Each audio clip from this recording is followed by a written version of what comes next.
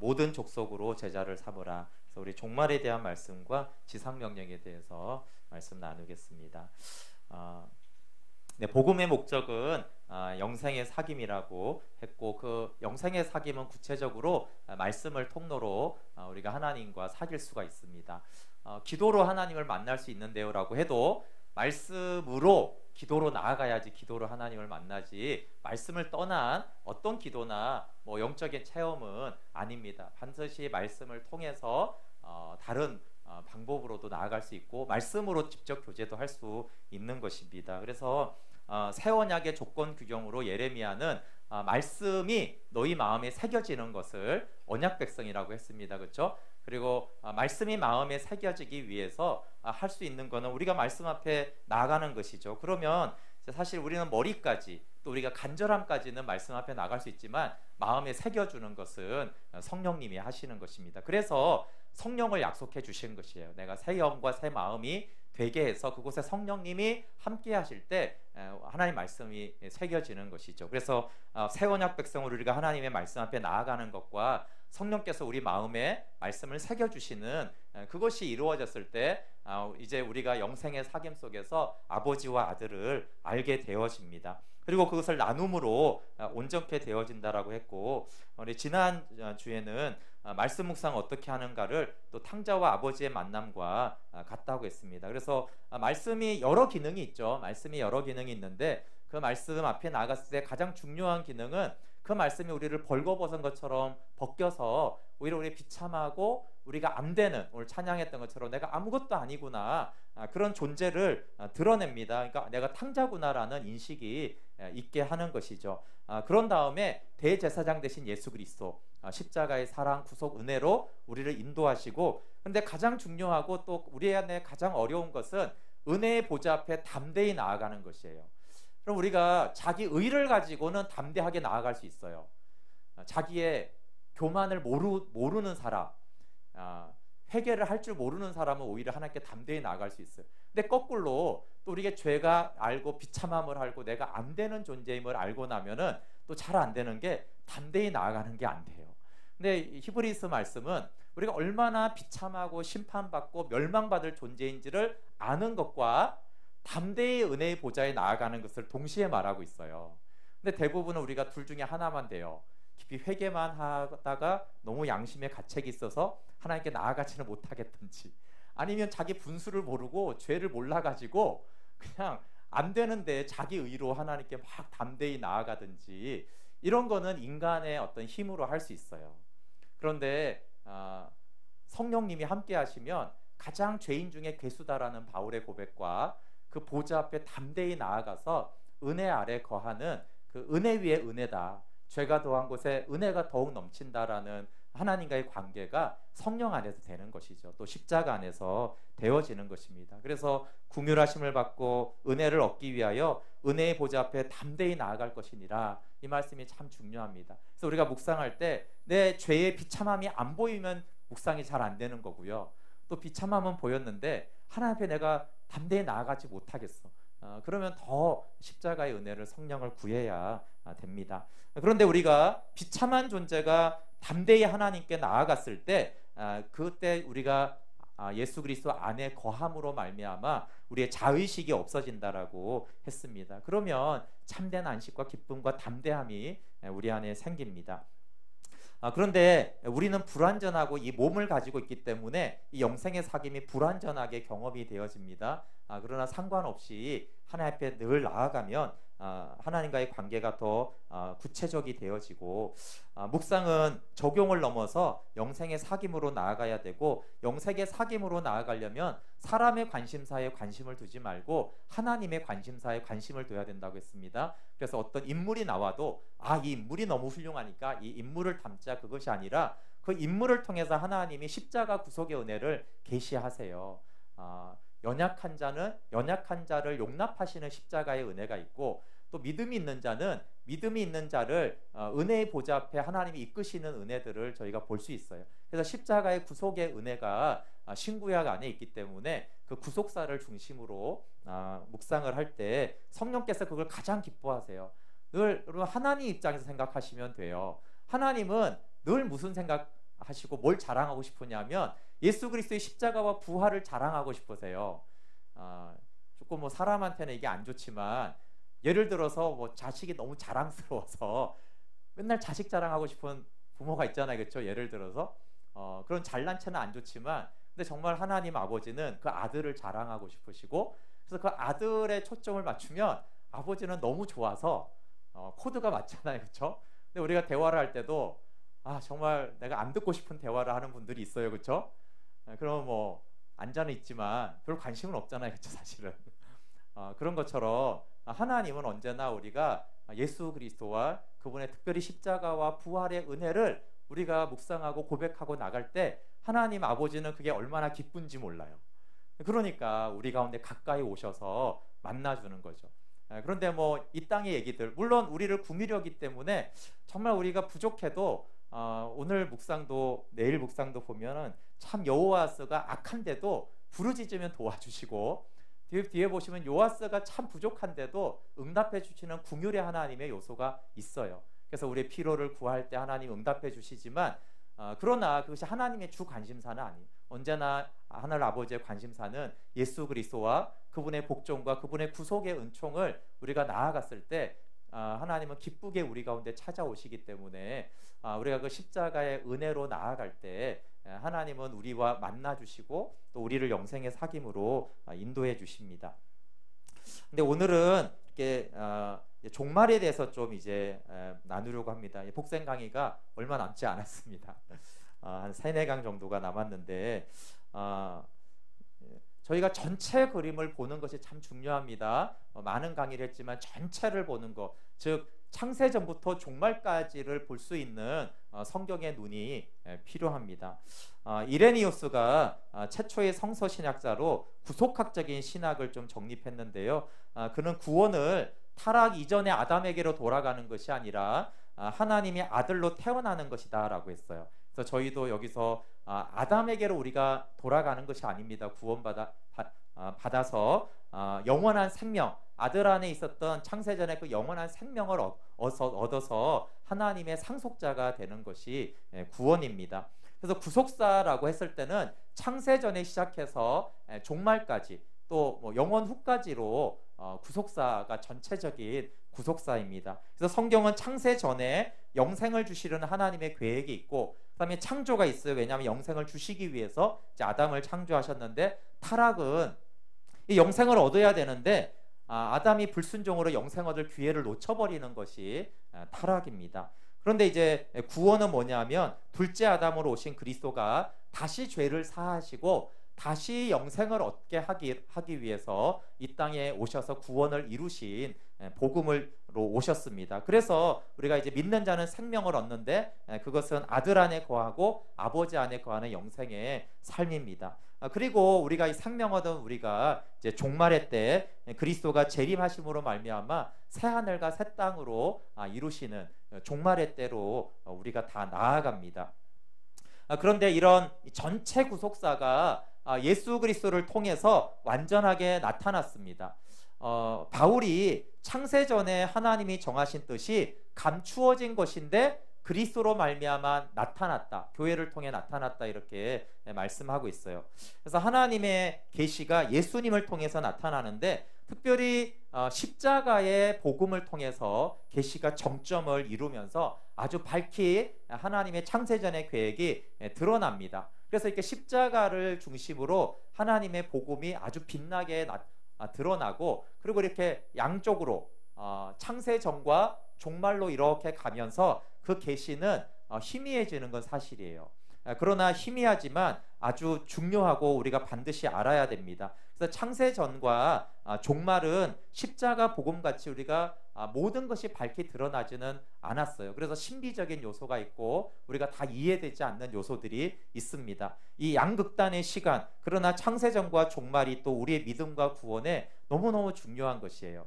그런데 창세전과 또 종말을 알지 못하면 이 구속사의 전체 그림을 보지 못하고 십자가는 정점인 것은 맞지만 숲의 전체를 말하는 것은 아니에요. 그래서 구속사라고 했을 때는 창세전부터 종말까지 전체 숲이 있고 그 숲에서 가장 빛나게 복음을 드러내는 계시는 십자가에서 명확하게 드러났습니다.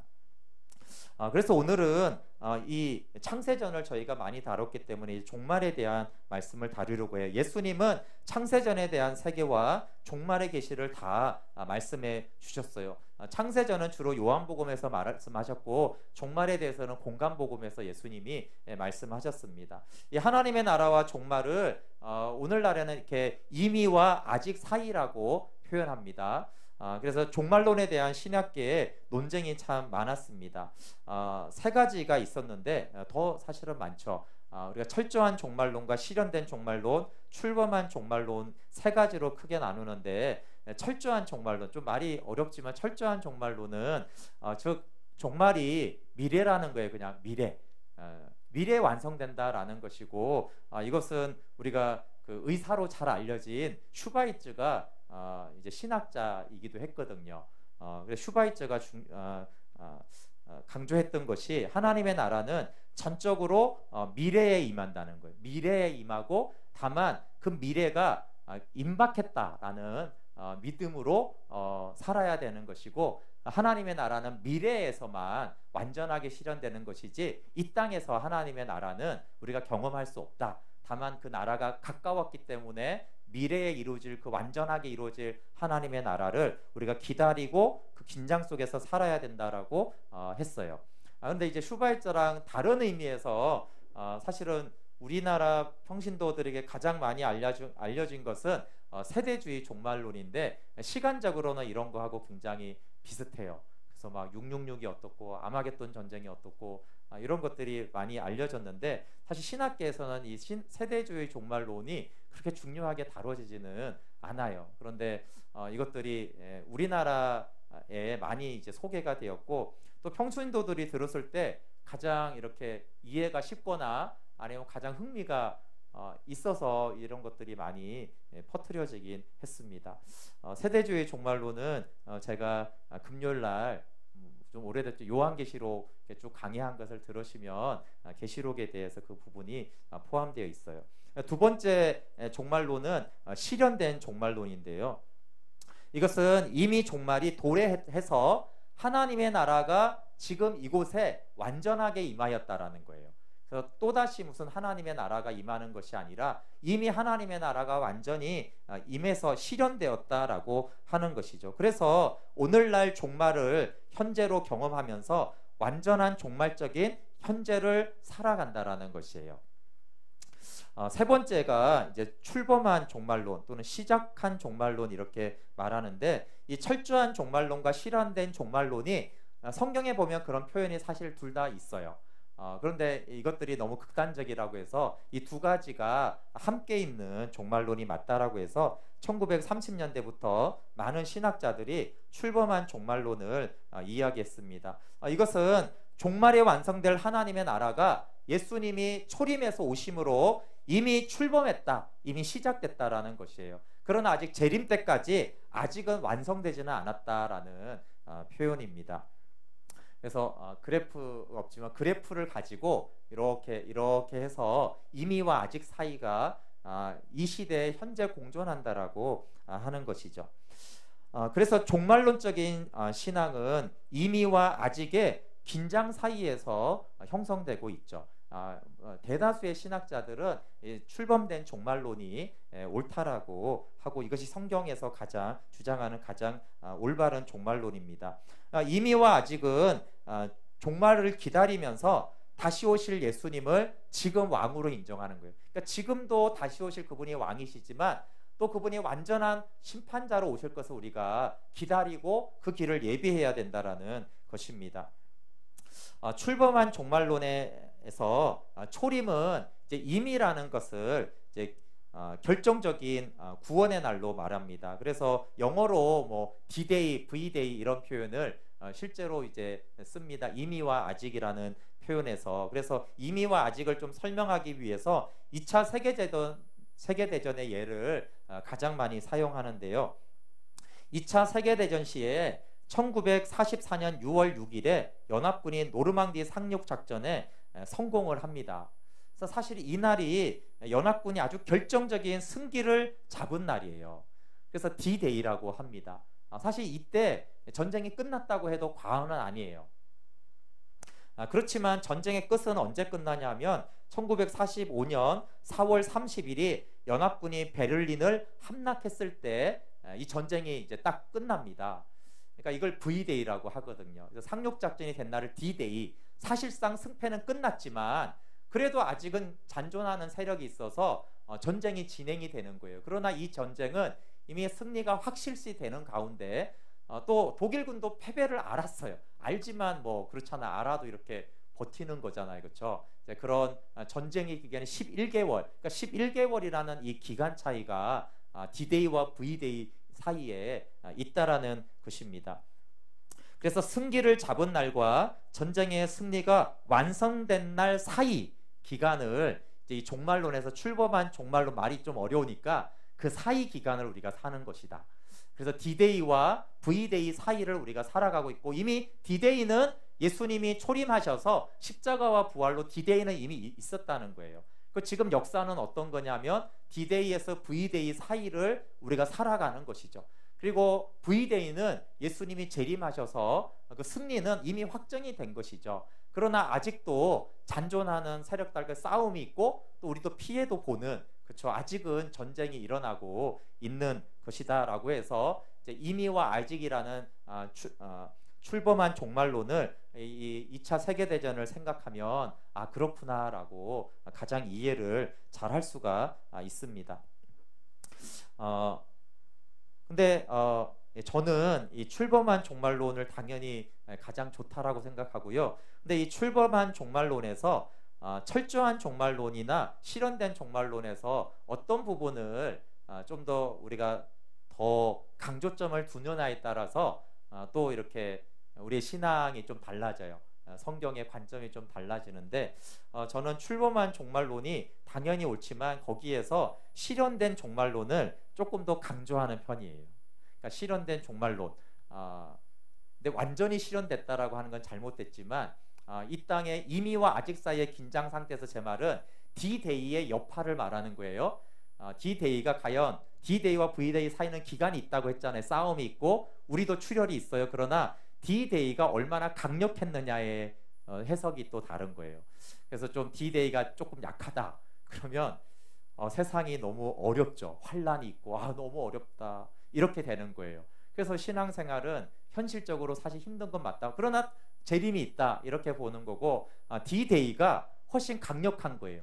그래서 잔존하는 세력이 훨씬 약해진 거죠. 너무나 이 D-Day의 파워가 승기가 강하기 때문에 V-Day는 아직은 아니지만 그렇게 보면은 이미 이 땅에 이루어진 하나님의 나라를 더 강조하고 우리가 그것을 더 누릴 수 있다라고 합니다. 근데 초월신앙 바울이 하늘에 속한 신령한 복을 얘기할 때는 사실 실현된 종말론의 이야기가 있어요.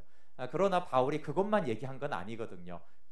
전신갑주를 취하라. 그러면서 이 땅에 영적 싸움이 있다라고 했잖아요. 그렇죠? 그러니까 출범한 종말론이 맞는데 그곳에서 바울은 이미 내가 하늘의 시민권으로 하늘에 앉혀 있는 실현된 종말론적인 부분들을 더 강조했어요. 그래서 저는 D-Day와 V-Day가 맞지만 D-Day의 영향력이 워낙 강했기 때문에 이미 사단의 권세가 D-Day 때 너무나 많이 무너졌다. 그래서 우리가 이 십자가와 부활의 D-Day를 우리가 온전히 믿음으로 붙잡고 수용하고 순종하면 굉장히 이해 가시죠? 마치 실현된 종말론에 가깝게 우리가 이 땅을 살아가고 또 믿음으로 이 땅을 살아갈 수 있다라는 거죠.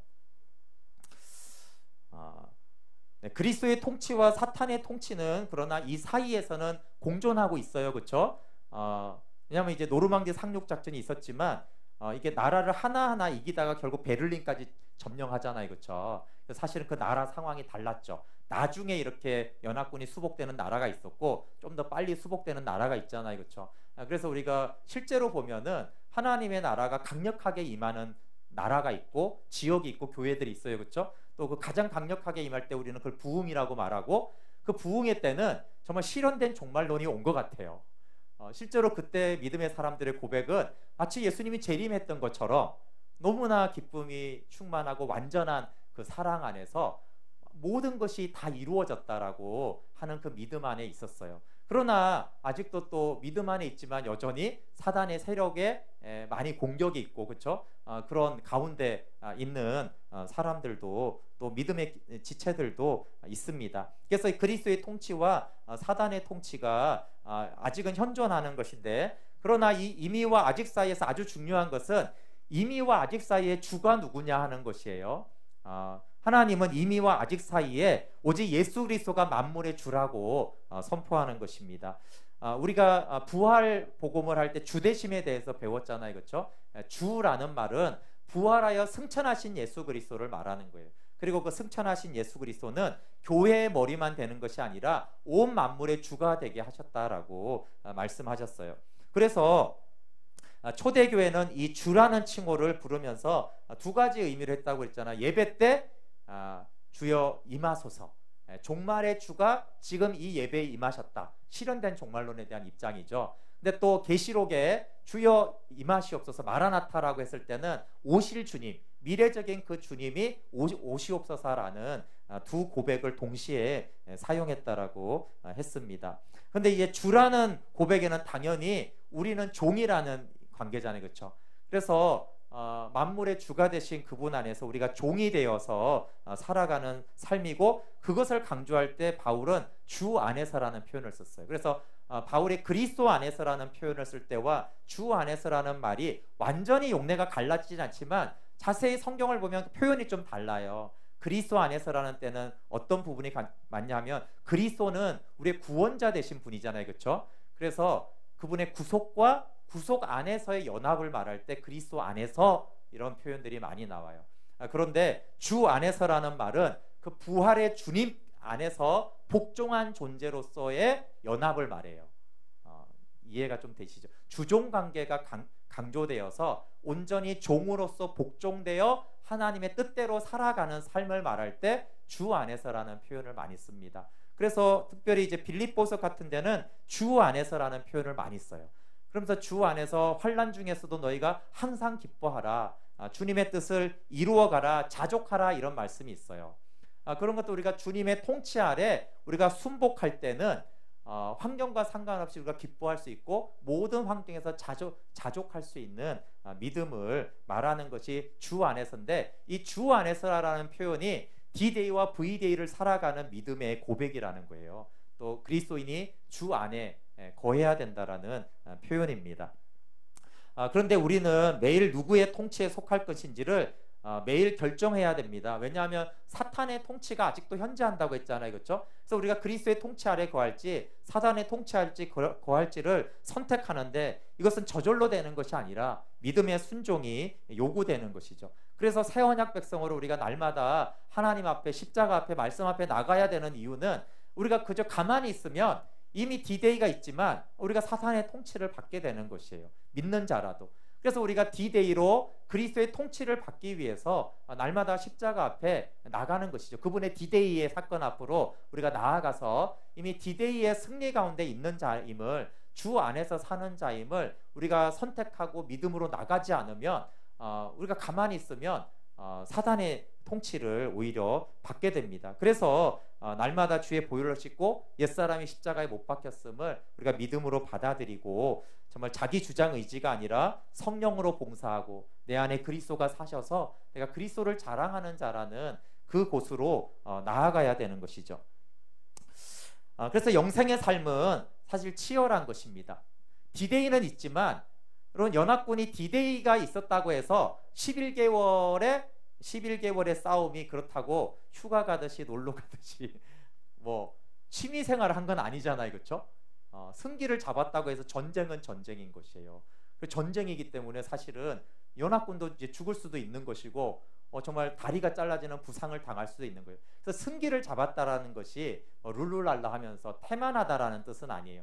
그래서 성경은 우리가 이미 승리했지만 치열한 영적 싸움 가운데 싸움을 싸우는 전쟁터에 나가는 군사라고 말을 하고 있는 것입니다. 디모데전서 6장 12절에 믿음의 선한 싸움을 싸우라, 영생을 취하라, 이를 위하여 내가 부르심을 받았고 많은 증인 앞에서 선한 증거를 하였도다.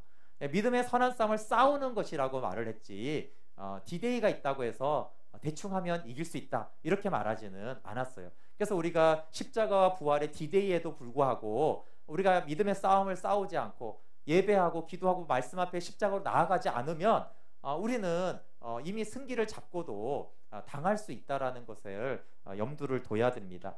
그래서 영생의 삶을 위해 선한 싸움을 싸우는 자에게 이 영광의 복된 종말의 때가 오는 것이죠. 바울이 그렇게 믿음의 선한 싸움을 싸우라고 했기 때문에 디모데 후서에서 4장 7절에 나는 선한 싸움을 싸우고 나의 달려갈 길을 마치고 믿음을 지켰으니, 나는 이미 하늘의 신령한 복을 누리고 나는 하늘에 앉아있다라고 한 바울이, 그러니까 이미 하늘에 있으니까 가만히 있어도 돼, 잠만 자도 돼, 그렇게 하지 않았고 나는 일평생 선한 싸움을 싸우고 나의 달려갈 길을 다 달려가서 마치고 믿음을 지켰다, 이렇게 말을 합니다. 그렇죠? 그래서 이 D-Day와 V-Day 사이를 바울이 어떻게 믿음으로 받아들이고 싸워갔는지에 대해서 말하고 있어요. 이제 후로는 나를 위하여 의의 면류관이 예비되었다. 네, 이 믿음의 싸움을 싸운 사람에게는 이제 이 종말이 어떻게 다가와요?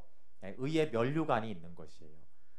그래서 믿음의 싸움을 싸운 자만이 종말이 영광이고 면류관이 있는 것입니다.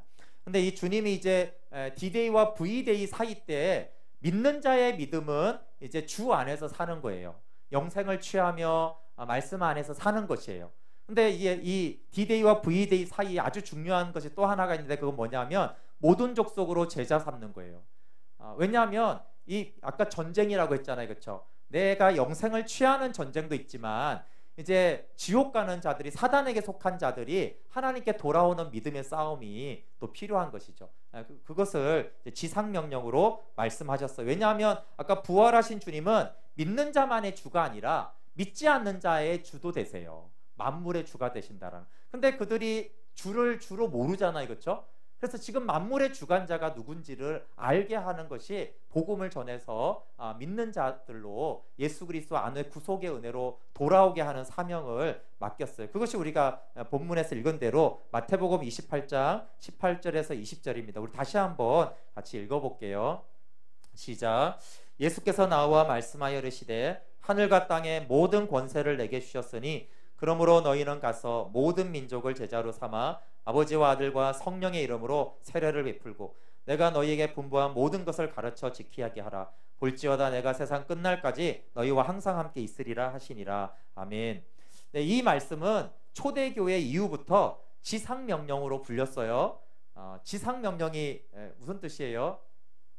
지극히 높은 명령이에요. 지극히 높은 명령. 근데 이 지극히 높은 명령에서 본동사는 제자 삼으라예요. 제자 삼으라. 그래서 원문을 좀 직역하면 너희가 가면서 세례를 주면서 가르치면서 제자 삼으라. 그러니까 제자 삼기 위해서 가야 되고 제자 삼기 위해서 세례를 주고 제자 삼기 위해서 가르쳐 지키게 하라는 거예요. 그래서 가서 가르쳐 지키게 하는 제자를 삼는 데까지 가라는 것이죠. 즉 영생의 사귐을 누리는 데까지 가서 처음 예수님을 영접하게 해서 영생의 사귐을 누리는 데까지 가르쳐서 지키게 하라는 말씀입니다. 그래서 우리가 영생을 취하는 선한 싸움을 싸우는 사람은 영생의 누리는 싸움만이 아니라 어디를 가든지 무엇을 하든지 우리가 제자 삼는 자로 지상명령을 수행하는 자로 우리가 D-Day와 V-Day를 살아가는 이유입니다. 그래서 우리가 예수 믿으면 그냥 천국에 데려가면 되는데 이 땅에 남아있는 아주 중요한 목적 중에 하나가 아직 제자 삼아야 될 많은 영혼들이 있기 때문에 그런 것이죠. 그래서 믿지 않는 자가 구원하기 위해서 우리가 살아가야 됩니다. 그래서 모든 민족을 대상으로 영생의 복음을 전하는 것이죠. 물론 모든 민족은 우리가 사는 삶의 자리부터 열방까지 다 포함이 됩니다. 그래서 우리가 사는 곳에서 복음을 전하고 또 선교사님들을 보내기도 하고 그것이 장소와 상관없이 어디든지 하나님의 복음이 전해져야 되는 것이죠. 영생에 이르는 열매를 하나님은 주십니다. 모든 민족에게 영생을 주시는 것은 창세전에 하나님의 계획이에요. 하나님이 창세전에 아들 안에 있는 생명을 주기로 했는데 나 하나에게만 주기로 한 건 아니잖아요, 그렇죠?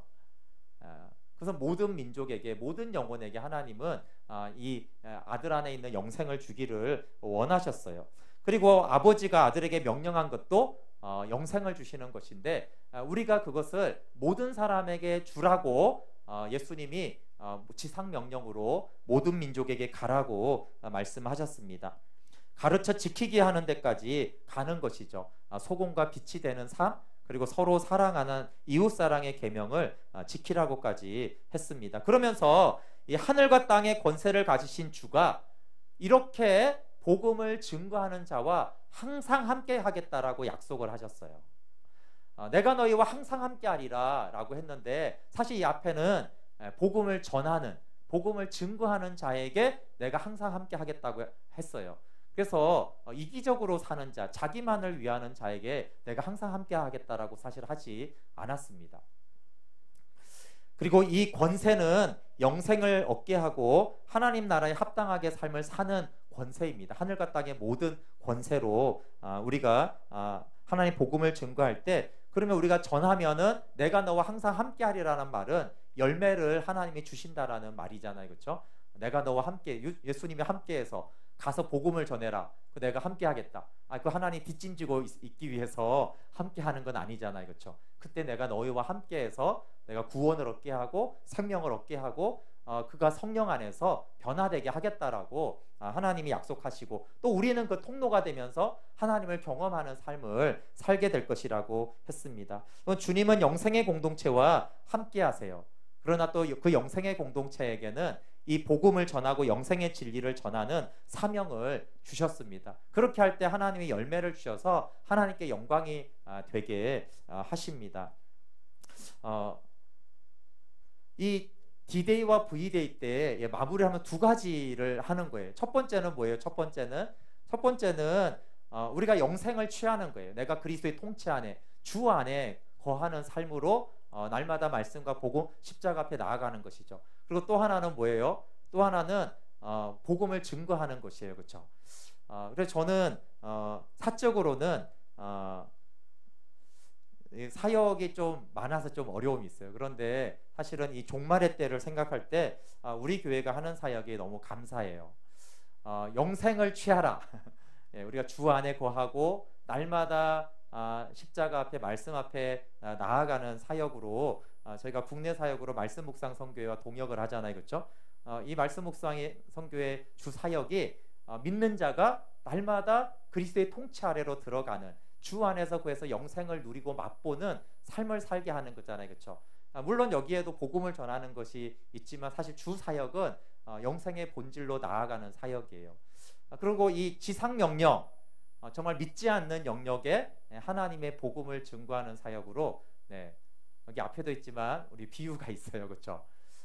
정말 세상 문화, 대학로와 하나님을 전혀 대부분이 다 사단이 통치하려고 잡아들어온 그 문화 영역 속에 우리가 그리스도의 이름으로 나아가는 것이에요. 전혀 사실 기독교가 이렇게 성경에서 추구하는 것 중에 사실 좀 이렇게 많이 다른 영역이잖아요. 그렇죠? 영생의 복음은 정말 초월 신앙으로 고난 속에서도 하나님의 영생을 누리는 것이고, 그런데 세상에 깊숙이 들어갈 때는 사실은 세상의 옷을 입어야 돼요. 대학로에서 고난 중에도 기뻐하십시오 이러면 누가 받아들이겠어요. 그렇죠? 그 문화 속으로, 세상 속으로 침투해 들어가기 위해서는 예수님이 뱀처럼 지혜롭고 비둘같이 순결하라고 했잖아요. 그렇죠? 그래서 이런 문화 사역을 하는 것이 감사하고, 또 저희 복음 충신 학당은 이 두 가지를 함께 하는 사역이에요. 다음 세대가 대상이면서도 이 다음 세대를 교육하는 데 있어서 또 사람들 안에 각자 좀 이런 부류가 있을 수 있어요. 우리 아이들을 위해서 세상에서 잘 나가야 되니까 학습 위주로 가르쳐야 돼. 이런 사람이 있고, 또 한 사람은 믿음이 중요하지, 영생의 복음만을 가르쳐야 돼. 이렇게 해요. 그런데 아까 D-Day와 V-Day 사이는 어떤 양면이 있어요? 우리가 예수 그리스도 안으로 깊이 들어가는 것과 이 세상 속에 들어가서 소금과 빛으로 살아가야 될 삶이 같이 있는 거예요. 그래서 우리 다음 세대를 세울 때는 이 두 가지를 다 가르쳐야 되는 것이에요. 그렇죠? 그래서 영생의 복음도 증거하고, 너희들이 이 세상 속에서 어떻게 살아가야 될지, 그 세상 속에서 들어가서 그 세상을 넉넉히 살아가면서도 소금과 빛으로 살아갈 수 있도록 하기 위해서는 공부도 가르쳐야 되는 것이죠. 이 세상에서 기술들도 가르쳐야 되고 이 사회생활을 어떻게 하는지도 같이 가르쳐요. 그래서 제가 이렇게 해외 사역 말고 이렇게 국내 사역을 생각할 때 말씀 묵상 선교를 통해서 영생의 진리 안에서 우리가 어떻게 주님과 깊은 연합 속으로 들어가는가, 또 비유 사역을 통해서는 교회 연극도 하지만 정말 이 세상의 끝판에서 이 세속 문화 속에 가득한 곳에서 어떻게 하나님의 나라가 주님의 통치가 어떻게 이루어지는 것인가, 또 우리 다음 세대를 통해서는 이 두 가지가 우리가 개인적으로는 영생을 취하지만 그러나 너희들이 학교 안에서 세상에 나가서 복음을 증거하는 믿음의 사람이 돼야 되잖아요. 그래서 영생을 취하지만 또 영적 싸움을 싸워야 될 다음 세대로 세워져 가는 것이에요. 근데 동시에 그것이 또 우리의 신앙에도 이 세 가지가 균형 있게 필요합니다. 그래서 저희가 영생의 복음을 증거할 때 이 지상 명령을 제외시키면 안 돼요. 그럴 위험성이 많이 있어요. 이해가 되세요? 하나님과 교제만 자꾸 강조하다 보면은 이 땅에 복음을 증거하고 지상 명령을 수행해야 될 부분들을 우리가 자꾸 이제 도외시할 수가 있고, 또 이렇게 지상 명령을 너무 강조하다가 영생의 사귐이 없어지는 것이 있어요. 늘 사단은 우리를 이걸 속입니다. 그래서 저 스스로도 그렇고 우리가 또 많은 교회나 단체들이나 사람들을 보면 영생의 사귐을 누리는 사람은 자꾸 산속에 들어간 것처럼 이렇게 살고, 그러나 또 복음을 전한다는 사람들은 이게 너무 중요하고 바쁘다는 핑계로 하나님과의 연합을 잃어버리고 그냥 세상의 소금과 빛이 되려다가 세상과 동화되는 이런 현상들이 사실은 많이 있어요. 그러나 그래서 성령이 임하시면이 중요한 것이에요. 우리가 하면 우리는 꼭 둘 중에 하나로 치우치게 돼 있어요. 그렇죠? 영적인 사귐이 너무 좋아, 성경이 이렇게 빠지든가 너무 이거 하나만, 아니면 막 사명감에 복음을 전해, 그런 전략을 짜야 되고 막 재정도 필요하고 그렇죠? 그런 거 막 계획하다가 보면은 어느 날 하나님과는 사라지고 선한 자아로 자기 주장 의지로 빠져서 죄에 속하게 되는 경우가 있어요. 그래서 예수님이 성령이 임하시면 이 두 가지를 다 같이 하게 하시는 분이 성령님이세요. 그렇죠? 성령님이 임하시면 그 성령님이 우리를 진리로 인도하시고, 그 성령님이 임하시면 우리가 증인이 되게 하잖아요. 그렇죠? 삶의 자리에서 증인이 되게 하세요. 그래서 우리가 성령 안에서 D-Day와 V-Day를 어떻게 살아가야 되는지, 성령께서 우리 각자는 하나님 앞으로 나아가는 영생의 사귐이 있어야 되고, 그러나 우리가 있는 그 삶의 자리에서 또 우리가 가지 못하는 곳에서는 기도와 후원으로 이 온 땅의 모든 족속이 하나님을 알게 하는 그 자리에 있어야 됩니다. 그러나 여러분, 선교지는 당연히 해외만 있지 않아요. 그렇죠? 그럼 직장이 얼마나 큰 선교지입니까? 아까 가정에서는 다음 세대를 양육하는 선교지고, 직장들, 학교, 이제 복음 안전하잖아요. 그렇죠? 그곳에서 소금과 빛이 되기 위해서는 성령 충만하지 않으면 같이 화내고 짜증내고 비판하게 되니까, 그러면 증인이 안 되잖아요. 그렇죠? 그러기 위해서 우리가 성령 안에서 주님과의 사귐이 있어서 삶을 통해서, 또 물론 우리의 입술을 통해서 복음이 증거돼야 됩니다. 이 두 가지가 우리의 힘으로는 쉽지 않기 때문에 정말 성령께서, 아까 우리가 말씀 전에 한 것처럼 나는 아무것도 못합니다. 성령이 아니면 우리는 이 한 가지도 사실은 하지 못하고 그 한 가지조차도 치우치는 것이 하나님 우리의 모습입니다.